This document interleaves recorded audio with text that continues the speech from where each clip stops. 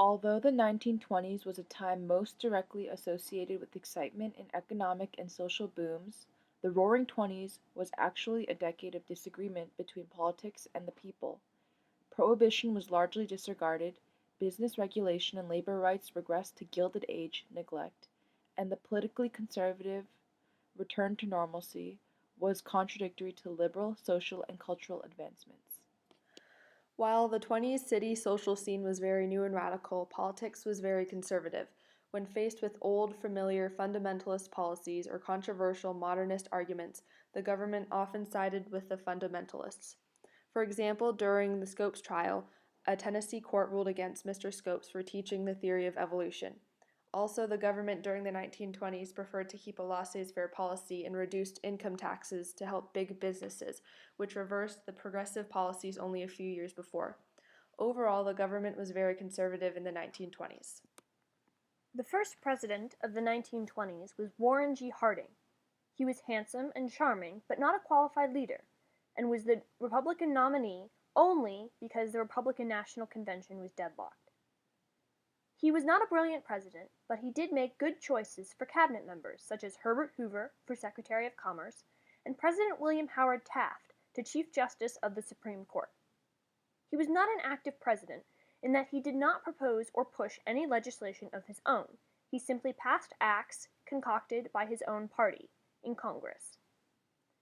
His actions included lowering income taxes, increasing tariffs, and creating the Bureau of Budget to create one budget to present to Congress. Even though he made some inspired choices to advise him, he did appoint cronies to his cabinet. This led to the Teapot Dome scandal, in which one of Harding's appointees secretly made deals with oil millionaires to lease oil fields that properly belonged to the U.S. Navy in return for bribes from said millionaires to fill the secretary's own pocket. Harding died suddenly in August 1923. Following the death of Warren Harding in 1923, Calvin Coolidge was elected to President of the United States. He had achieved popularity as the governor of Massachusetts who broke the Boston police strike in 1919. He was a man of few words, which earned him the nickname Silent Cow. He explained his silent political philosophy as, quote, "If you don't say anything, you won't be called on to repeat it," end quote. His policy for government was that the business of America is business. He believed in limited government and that business should conduct its own affairs without government oversight or regulation. As president, he did not push his own legislation, but cut spending to the bone, such as not allowing bonuses for World War I vets and vetoing a bill that was designed to help farmers as crop prices fell. He declined to run for a second term.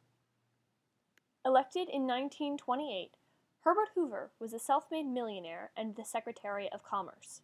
He had served 3 presidents before him, but had never run for office himself. He was elected on the basis of maintaining, quote, Coolidge prosperity. He claimed that he was going to end poverty. These boasts and the current optimism of the country helped him win the election of 1928 by a landslide, even carrying some southern states. The U.S. made a new addition to the political process. Women were enfranchised on August 26, 1920, with the passage of the 19th Amendment. Still, this amendment did not change women's lifestyles or influence politics significantly. Usually, women went along with the voting preferences of their husbands.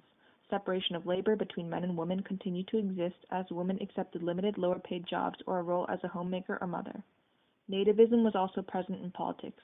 Congress passed the Second Quota Act in 1924, further restricting immigration from foreign countries. The most extreme representation was the resurgence of the Ku Klux Klan. The KKK gained momentum, attracting new members throughout the nation as nativism became more prevalent. By 1925, it had 5 million members.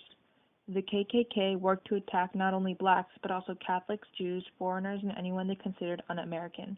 The KKK had strong political influence, and in certain states, its support was essential to candidates hoping to win an election. Around 1925, the KKK's popularity declined after internal corruption was revealed. The unpopular passage of the 18th Amendment for Prohibition encouraged modern city dwellers to violate the law and become detached from the government and America's Protestant roots. People living in the cities would bribe police and judges to ignore liquor and smuggling and illegal alcohol consumption. The contradiction between behavior and the law was also observed in the White House. President Harding often drank liquor while in office.